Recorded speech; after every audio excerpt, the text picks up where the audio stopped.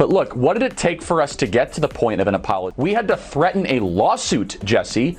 And by the way, we're still entertaining it. We're talking to some of the best lawyers out there that are experts in this. And as you know, these things can be very complicated. There's a lot of circumstances around it. But we're not going to let this go, because you should not be able to smear 5 high school and college kids and then just be able to walk. It is the show that people love to hate.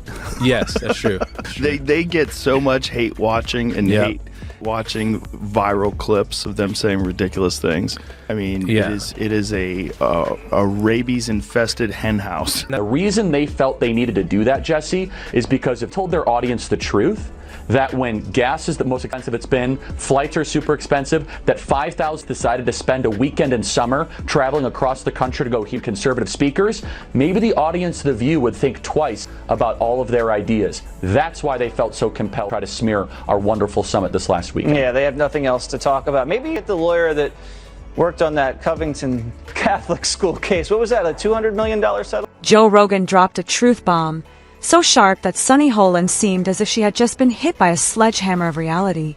Just when you thought the drama meter couldn't go any higher, Charlie Kirk stepped into the spotlight with a $100 million lawsuit against The View that rocked the media landscape. Imagine the chaos. The most popular daytime talk show in America was sued for inappropriate statements. This isn't your average gossip article gone wrong. This is lawful warfare wearing expensive shoes and TV makeup. And the entire country is gazing on in astonishment. Charlie Kirk, the fiery founder of Turning Point USA, is not content with a mere apology. A staggering 9-figure compensation is what he is aiming for. The culture shift between right and left authoritarianism, and people don't recognize that if you just stop looking at it in terms of red and blue, look at the actions, whether it's war, oppression of free speech, pharmacological interventions that are mandatory, whatever it is, that used to all be associated with the authoritative right, the authoritarian, and now those things are being embraced by the left. And I think it's just an ideology thing, and I think we get confused and we think we're on the right side. We're on the right side, and if it's our saying this, for sure that's the right thing to do. And no one's critically thinking about this. Rogan is the gateway drug for young that thought they were Democrats to become MAGA. Rogan is the bridge, and on that bridge they'll see RFK. We're talking about the kind of money that might be used to buy private islands, launch space rockets, or fund whole presidential campaigns. Additionally, he is aiming it straight toward the landscape. Additionally, America's podcasting sensation, Joe Rogan, believed that this was the right opportunity to interfere and fan the already raging flames. Rogan's typical cynicism wasn't the only thing he said. Everything seemed much more chaotic when he detonated a verbal bomb. Why did this whole thing blow up? The View's hosts, according to Kirk, went too far, and it goes beyond straightforward political taunting or contentious debate. It entails publicly criticizing a group of students in a way that could damage their reputations for good. They portrayed the more than 5,000 young conservatives who had come to his summit in the worst possible light, Kirk said. Kirk says he is used to losing in the political arena. He has a job description that includes becoming a public figure. Targeting college and high school students, however, is a very different trend story. He presents this as an attack on kids who were just there to learn, interact, and be inspired, and who now have to live with distrust because of thoughtless comments made in real time on TV. The alleged remarks weren't made on the spur of the moment. They were powerful enough to ignite a legal dispute. On daytime talk shows, strong opinions and heated arguments are typical. But this went beyond amusement to the dangerous territory of defamation. Joe Rogan steps in, considering the situation to be more than just a news item. Kirk's the founder and CEO of Turning Point USA and the author of the new book, The College Scam. So, do you accept The View's apology? I mean, regardless of whether or not I accept it, the question is, do students accept it? That's really what's at heart here. They went after our 5,000 students at our event there, of high school and college kids. And look, I get attacked all the time. People say false things. I'm a public figure. But when you go after 17-year-olds that travel from across the country, that then have to live for the rest of their life with a shadow over them, because someone at ABC says that they might be linked. This was Rogan's chance to highlight what he believes to be the carelessness and hypocrisy of the mainstream media, while his brand is built on unadulterated honesty. Rogan didn't take his time. He mocked the Vista for being a legal hazard as he came charging in. He denounced the absurdity of a show that purports to be a platform for intelligent debate, but has allegedly made unfounded accusations without the kind of proof that any credible news outlet should have. The viewpoint was not just irresponsible, as Rogan described it.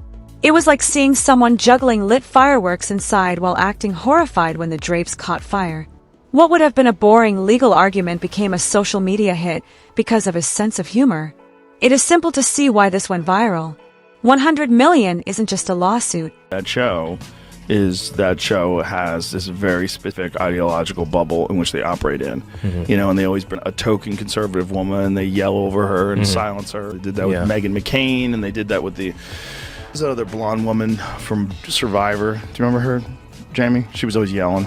I mean, it's a bizarre show.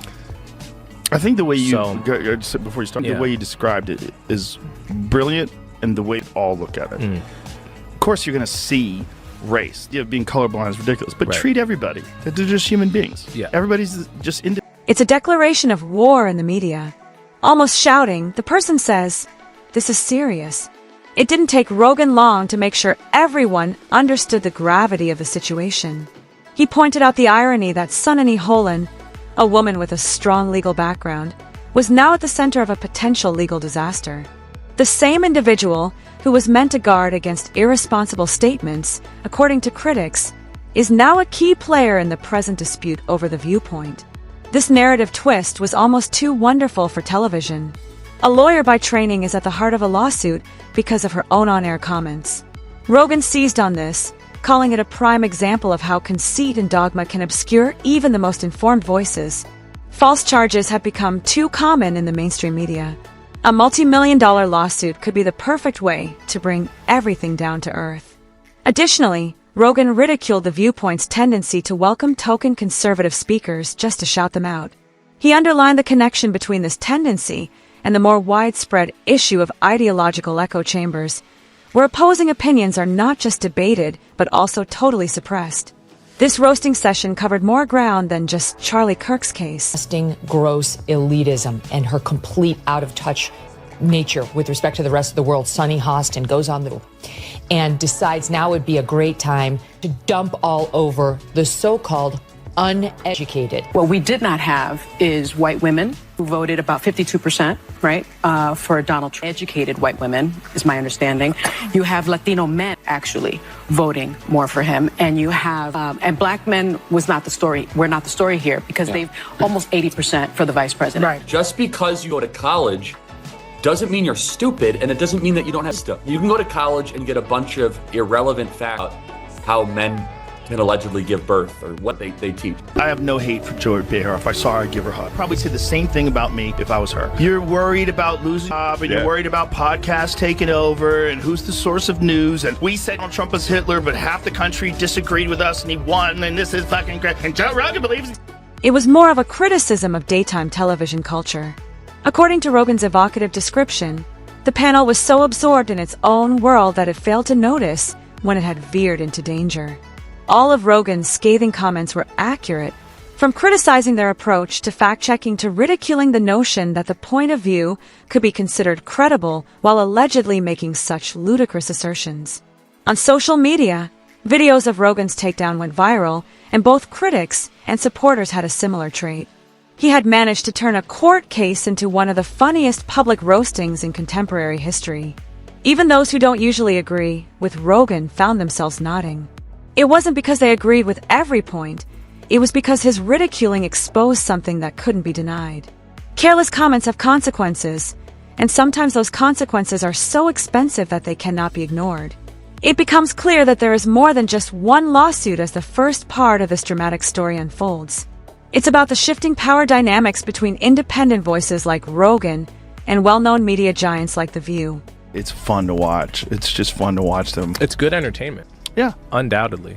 Well, they're just, it's interesting because I think Sunny is very intelligent, but she's ideologically capped. Right.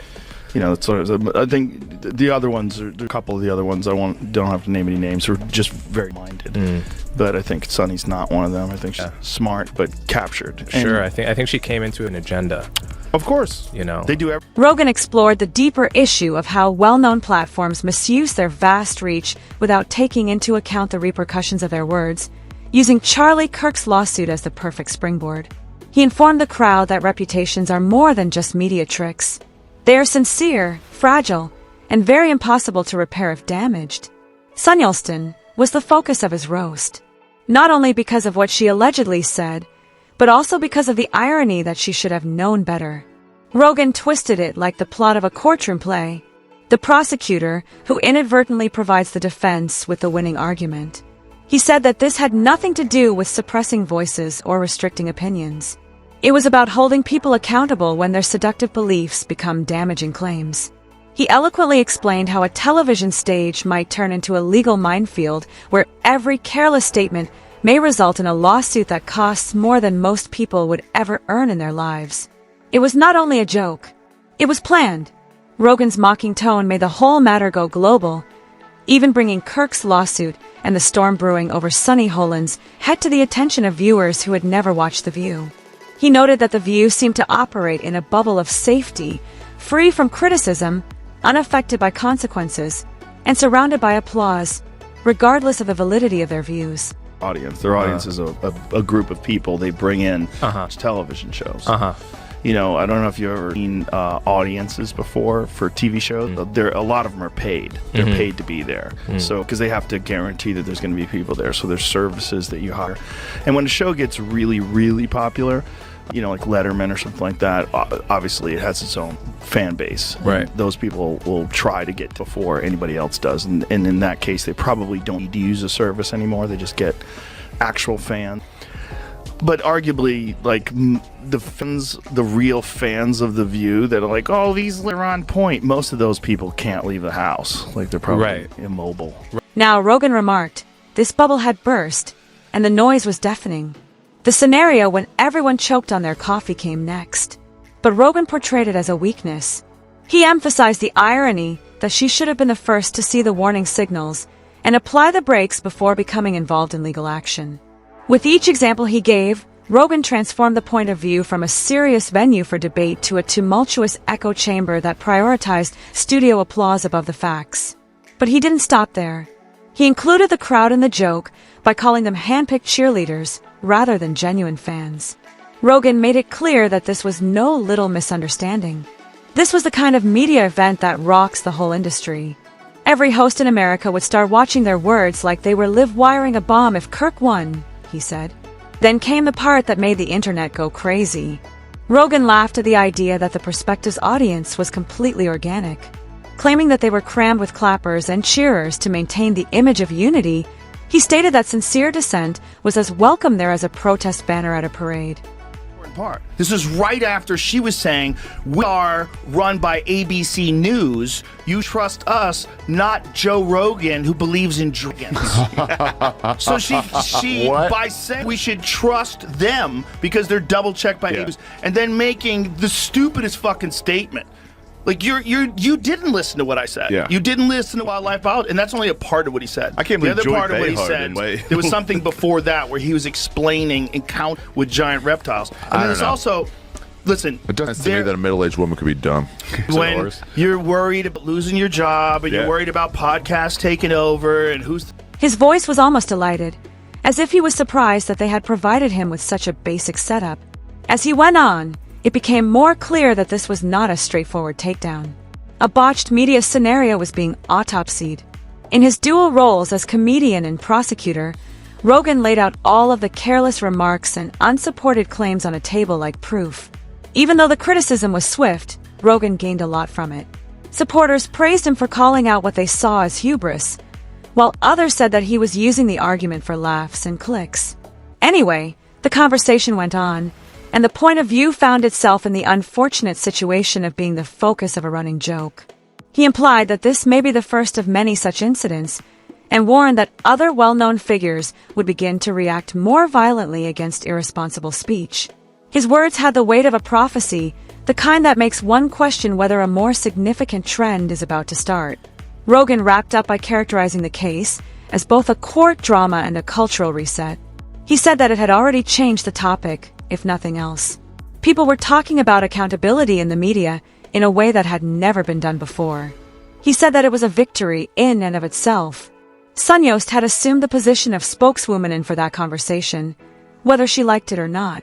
Rogan made sure everyone knew about it. In doing so, he solidified this altercation as one of the most turbulent, dramatic, and well-covered media disputes of the year. Nobody can tell us how the story will end just yet, but one thing is certain. Joe Rogan's hateful remarks, Charlie Kirk's massive lawsuit, and The View's tarnished reputation have all come together to create a spectacle that has never been seen on daytime television. There are a lot of stakes.